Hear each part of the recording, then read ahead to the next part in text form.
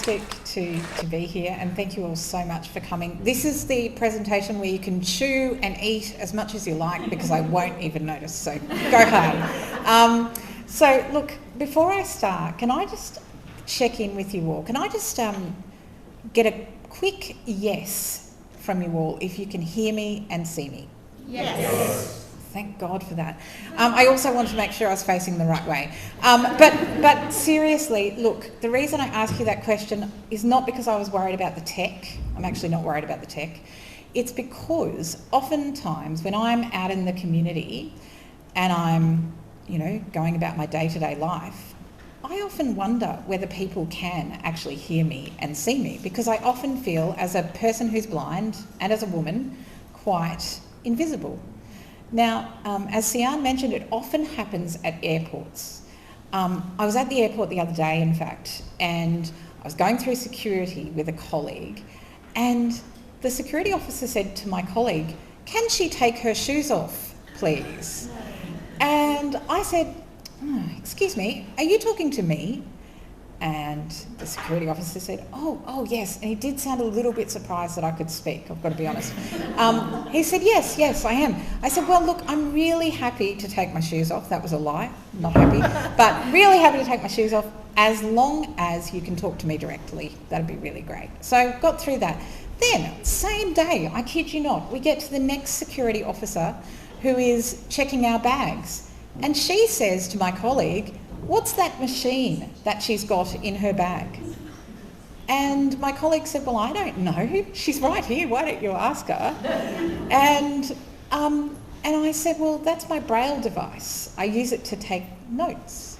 And so that was the end of it. And look, it wasn't life-threatening. It wasn't terrible. Nothing bad happened. But this probably happens to me, I reckon, on average, maybe 3 times a week. Not just at airports, but in lots of different contexts. And it really just makes me feel disappointed. And it makes me wonder what it is about me that makes people feel so incredibly uncomfortable that they are not willing to talk to me directly. And, I was really started to think more about this many years ago now, actually.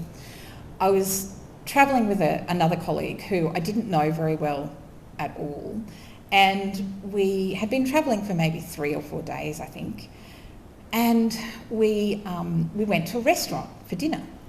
We sat down at the table and the waiter came over and said, "Oh, what would she like to eat?" And I was just kind of like, oh my God, here we go again. And my colleague said, "Well, she's right here, she's not deaf, perhaps you could ask her."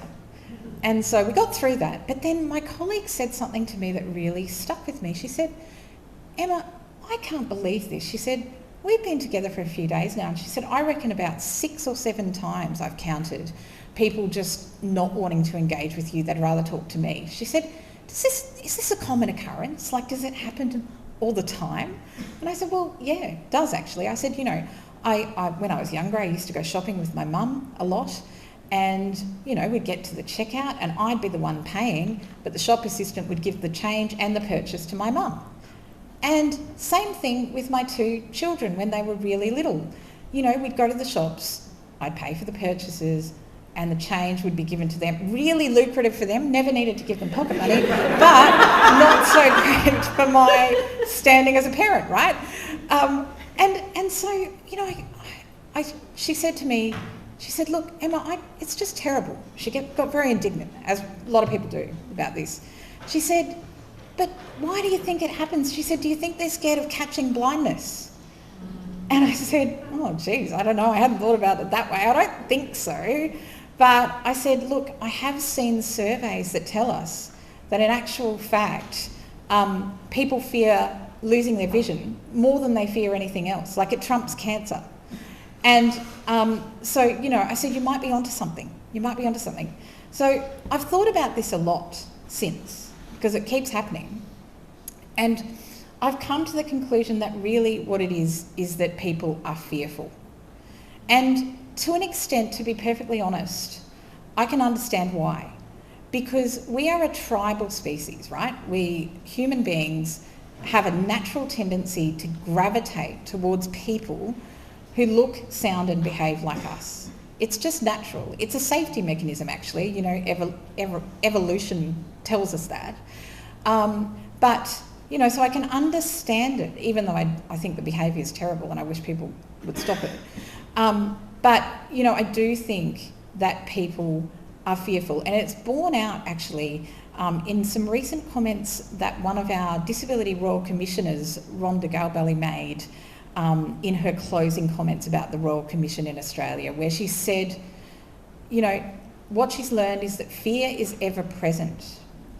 And the fear is that the sights, sounds and behaviours of disabled people are contaminating non-disabled lives.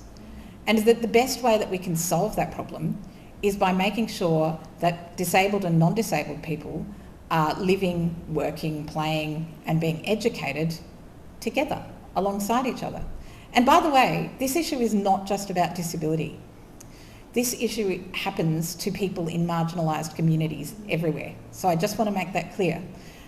And so, you know, I don't think that it's blindness that's contagious.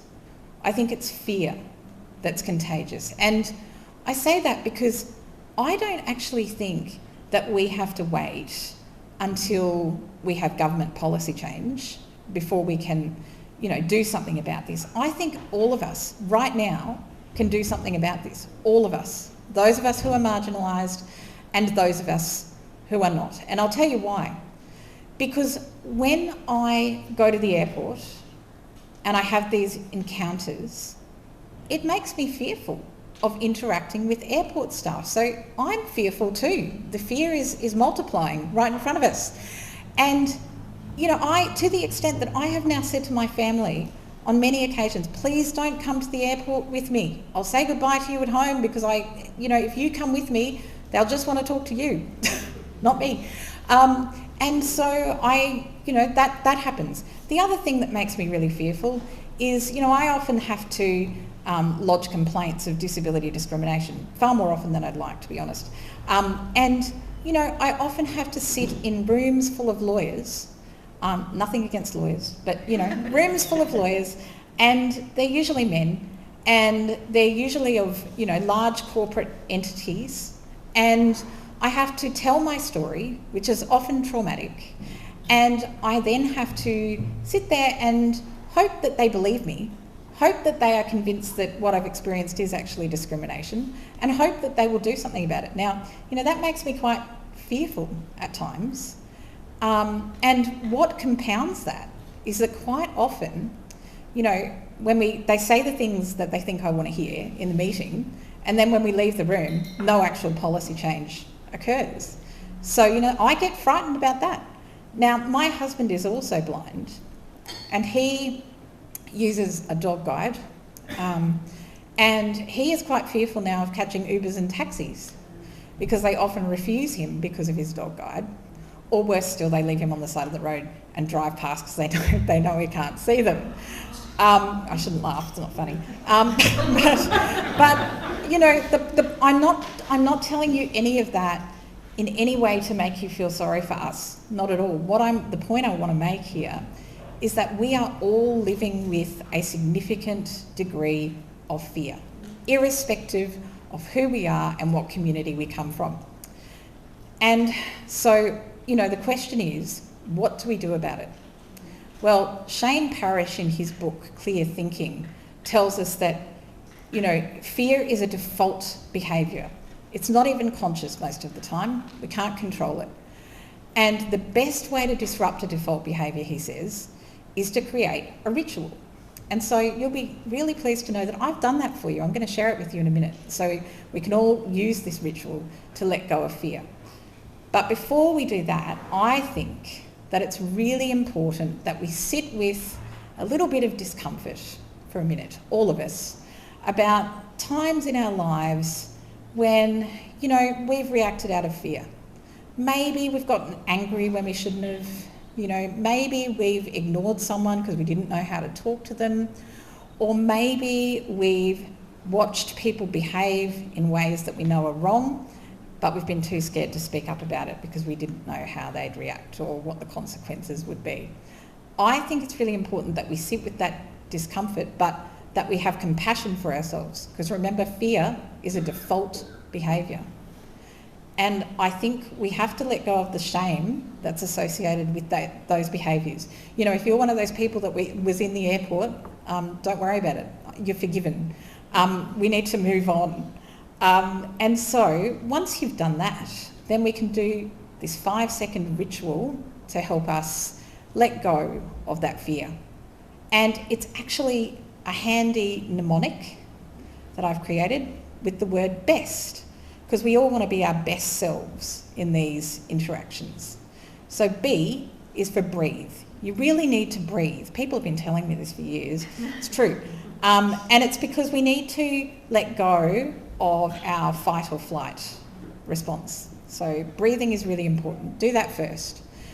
And then you need to engage and empathise. Now, for some of you, that will look like making eye contact. I have tried that. It really doesn't work. I don't know what's wrong with me, but it just doesn't work. But there are other ways. I mean, you can listen deeply, you can empathise, you can do all manner of things to connect. The thing is to do it for long enough so that you understand that you're talking to a human who's just like you. Because you can forget that when you're fearful. Then you want to smile. We all need to smile more because, you know, smiling gives us endorphins, which makes us all feel less fearful. And then you can talk, and you can talk in a way that's compassionate. You can talk in the way that you'd like to be spoken to. And it's as simple as that. And I think that if we all did that, if we all disrupted our fear response consistently, as often as we could have more courageous conversations. And if we had more courageous conversations, we could have more confident, connected and compassionate communities. And that is something the world needs very badly right now. So I really hope that you will join with me in this really small but really important revolution to relinquish your fear so that we can all be our best selves. Thank you.